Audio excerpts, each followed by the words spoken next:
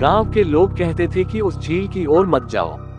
वह झील सुंदर जरूर है, पर उसके पानी में अनगिनत रहस्य दबे हुए हैं। कहते थे उसकी गहराई इंसान की आंखों जैसी है, जितना देखो उतना और गहरा, पर कभी अंत तक न पहुंचो। कई बार चरवाहे अपनी गायों को पानी पिलाने ले गए और लौटे ही नहीं। कई बार बच्चों ने किनारे खेलते खेलते झील की ओर भाग लिया और फिर कोई निशान न मिला। बुजुर्ग औरतें हमेशा बच्चों को डराती, अगर रात में झील के पास गए तो लाल वस्त्रों वाली औरत तुम्हें अपने साथ ले जाएगी। परंतु अर्जुन को इन बातों पर विश्वास नहीं था। वह युवा था, बलिष्ठ था और दिल से जिज्ञासु भी। उसका मानना था कि कहानियां केवल डराने के लिए गढ़ी जाती हैं।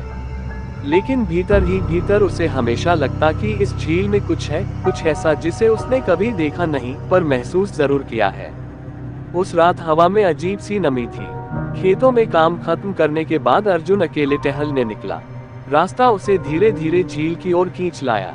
वह किनारे खड़ा हुआ और उसने देखा कि पानी पर पूर्णिमा का चांद चमक रहा है। उसके चारों ओर सफेद हंस तैर रहे थे, उनके पंख रोशनी में दमक रहे थे। दृश्य इतना मोहक था कि अर्जुन वहीं मंत्रमुग्ध खड़ा रह गया। उसने गहरी सांस ली और पानी की ओर झुका। तभी उसकी आंखें चौंधिया गईं। पानी में कोई आकृति उभर रही थी। पहले उसे लगा कि यह उसका भ्रम है, लेकिन धीरे धीरे लहरों से एक स्त्री निकलकर सामने आ गई। उसके लंबे काले बालों से पानी टपक रहा था। लाल पारदर्शी वस्त्र उसके शरीर से चिपके हुए थे और सोने के गहनों से उसकी काया दमक रही थी। अर्जुन की सांसें थम गईं। इतनी सुंदर स्त्री उसने कभी न देखी थी। उसकी आंखों में सम्मोहक चमक थी, होठों पर हल्की सी मुस्कान। उसने अर्जुन की ओर हाथ बढ़ाया। अर्जुन का दिल तेजी से धड़कने लगा। वह जानता था कि उसे भाग जाना चाहिए, पर उसके कदम वहीं जमे रहे, जैसे कोई अदृश्य शक्ति उसे रोक रही हो। उस स्त्री ने धीमी आवाज में कहा, कितनी देर से तुम्हारा इंतजार कर रही थी। आवाज मधुर थी, पर उसमें कहीं न कहीं ठंडक भी छिपी थी। अर्जुन ने कांपते हाथों से उसका हाथ थाम लिया। स्पर्श ठंडा था, इतना ठंडा कि उसकी नसों में बर्फ बहने लगी। उसके शरीर में झुरझुरी दौड़ गई। अचानक झील का वातावरण बदलने लगा। हंसों ने अपने पंख फड़फड़ाए और शोर मचाकर उड़ने लगे। कुहासा गहराने लगा, पेड़ों की शाखाएं किसी अदृश्य हवा में हिलने लगी। अर्जुन घबरा गया। उसने पीछे हटने की कोशिश की, लेकिन उसका हाथ कसकर पकड़ा गया था। वह स्त्री मुस्कुरा रही थी। उसकी आंखों की चमक अब और गहरी हो चुकी थी। अर्जुन को लगा कि वह उसकी आत्मा के भीतर झांक रही है। उसने फुसफुसाकर कहा, अब तुम मेरे हो। अर्जुन ने पूरी ताकत लगाकर हाथ छुड़ाने की कोशिश की, लेकिन उसकी पकड़ इस्पात जैसी थी। तभी उसने देखा, झील के पानी से बुलबुले उठने लगे। उसने नीचे झांककर देखा और दहशत से जम गया। पानी के भीतर अनगिनत कंकाल खड़े थे। उनकी आंखों के गड्ढों से जलकाएं झांक रही थी। वे सब अपने हड्डीले हाथ ऊपर उठाए हुए थे, मानो अर्जुन को पकड़ने की कोशिश कर रहे हों। उनकी खोखली आंखें सीधे उसकी ओर टिकी थी। अर्जुन का दिल तेजी से धड़कने लगा। उसने चीखने की कोशिश की, पर गले से आवाज नहीं निकली। उसके पैरों को किसी ठंडी चीज ने पकड़ लिया था। उसने महसूस किया कि धीरे धीरे उसे नीचे खींचा जा रहा है। वह स्त्री अब और बदल रही थी। उसकी मुस्कान डरावनी हो चुकी थी। आंखें लाल अंगारों की तरह चमक रही थीं, दांत लंबे और नुकीले हो गए थे। उसके बाल हवा में सांपों की तरह लहरा रहे थे। तुम्हारा जीवन अब मेरा है, उसने कहा। सदियों से मैं इसी क्षण का इंतजार कर रही थी। अर्जुन की आंखों में डर और बेबसी थी। उसने पूरी ताकत से छूटने की कोशिश की, पर व्यर्थ। झील का पानी उसके घुटनों तक आ चुका था। वह गहराई में खींचता चला जा रहा था। तभी अचानक झील के उस पार से किसी ने अर्जुन का नाम पुकारा। आवाज तेज और चिंताजनक थी। अर्जुन ने ध्यान लगाया, वह उसकी मां की आवाज थी। वह देर रात तक उसका इंतजार करती रही थी और अब झील तक आ गई थी। आवाज सुनते ही स्त्री का चेहरा पल भर के लिए बदल गया। वह क्रोध से कांप उठी। उसने अर्जुन को और कसकर खींचा, मानो उसे तुरंत गहराई में डुबो देना चाहती हो। पर उसी क्षण अर्जुन ने पूरी ताकत लगाई और अपना हाथ छुड़ा लिया। वह पीछे की ओर गिर पड़ा और किसी तरह किनारे की ओर भागा।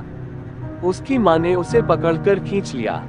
दोनों ने पीछे मुड़कर देखा। स्त्री झील के बीच खड़ी थी। उसका चेहरा भयावह था, आंखों में ज्वाला सी जल रही थी।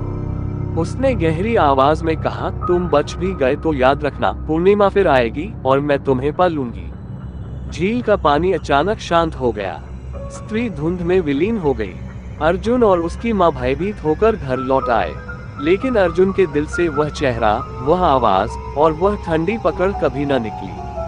हर बार जब वह चांद को देखता, उसे लगता मानो कोई उसे घूर रहा है, और उसके कानों में वही शब्द गूंजते रहते, अब तुम मेरे हो। अर्जुन कई दिनों तक उस रात की घटना से उबर नहीं पाया।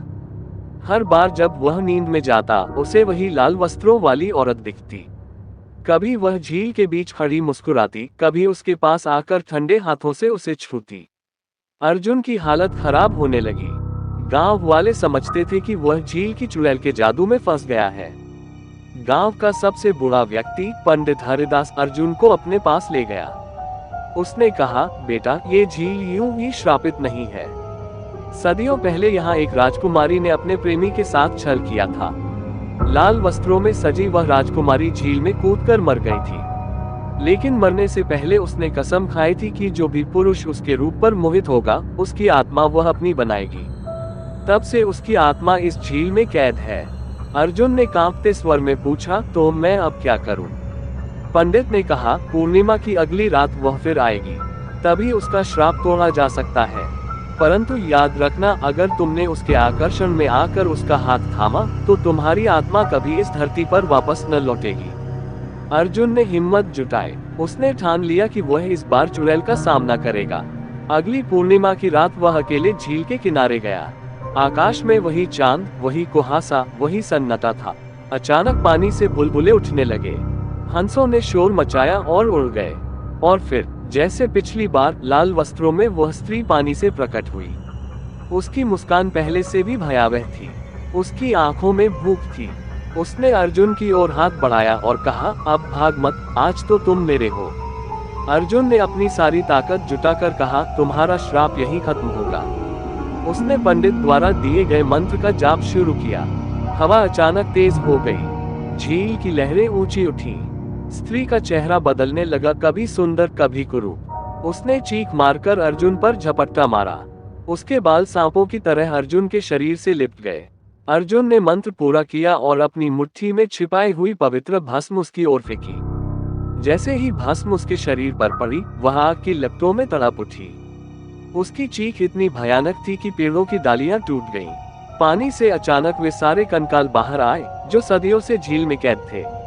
वे तड़पते हुए मुक्त होने लगे। उनकी आत्माएं आकाश में उठी और चांद की रोशनी में विलीन हो गईं। स्त्री ने अंतिम बार अर्जुन की ओर देखा। उसकी आंखों से आंसू बह निकले। उसने धीमे स्वर में कहा, काश किसी ने मुझे सचमुच चाहा होता, मैं भी केवल प्रेम चाहती थी। और फिर वह धुएं की तरह हवा में घुल गई। झील का पानी शांत हो गया। कुहासा हटने लगा। हंस लौटकर झील में आ गए और सब सामान्य दिखने लगा। अर्जुन वहीं गिर पड़ा, थका और टूटा हुआ। गांव वाले दौड़कर आए और उसे उठाया। उन्होंने देखा कि झील अब वैसी डरावनी नहीं लग रही थी, मानो वर्षों का श्राप सचमुच समाप्त हो गया हो। लेकिन उसी रात अर्जुन ने सपना देखा।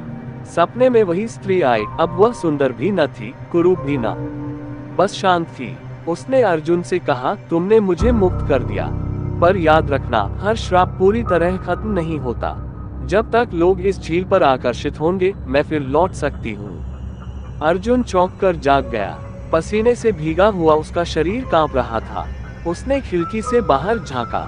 दूर आकाश में वही पूर्णिमा का चांद चमक रहा था, और उसे लगा मानो झील की दिशा से फिर वही ठंडी हवा आ रही हो, जिसमें किसी की धीमी हंसी घुली हो।